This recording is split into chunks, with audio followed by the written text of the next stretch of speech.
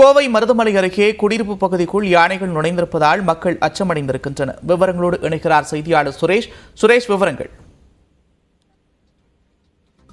கோவை மருதமலை வனப்பகுதியை ஒட்டியுள்ள IOB colony Indira Nagar பகுதியில் காட்டு யானை தொடர்ச்சியாக இரவு நேரங்களில் குடியிருப்பு பகுதிகளில் உலா வருவதால் அப்பகுதி மக்கள் அச்சமடைந்துள்ளனர். மேற்கு தொடர்ச்சி மலை அடிவார பகுதிகளான மருதமலை வனப்பகுதி அருகே உள்ள ஐஓபி காலனி, இந்திராநகர் உள்ளிட்ட பகுதிகளில் அவ்வப்போது காட்டு யானைகள் குடியிருப்பு பகுதிகள் புகுந்து அச்சுறுத்தி வருகிறது. இந்நிலையில் இன்று அதிகாலை 5:30 மணிக்கு மருதமலை வனப்பகுதியிலிருந்து இறங்கிய 2க்கும் மேற்பட்ட காட்டு யானைகள் முன்னதாக ஐஓபி காலனி பகுதிக்குள் வீட்டுக்கு கேட்டை உடைத்து உள்ளே சென்று வாழைமரம் மற்றும் வீட்டுக்கு முன்வரும் இந்த பொருட்களை தள்ளிவிட்டு சென்று படிக்கட்டை ஏற முயற்சி செய்தது. பின்னர் அங்கிருந்தவர்கள் சத்தம் போட்டு யானையை விரட்டி எடுத்தனர். வீட்டில் இருந்தவர்கள் சத்தமிட்டதால் 2 காட்டு யானைகளும் அங்கிருந்து சென்றது.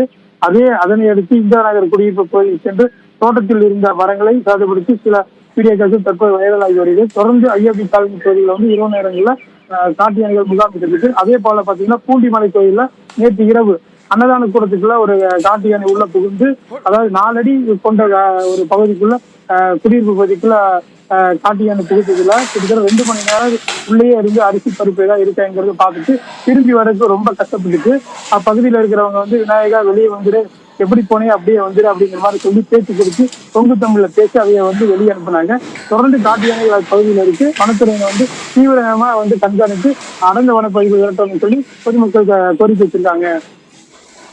நன்றி சுரேஷ், விரிவான விவரங்களுக்கு.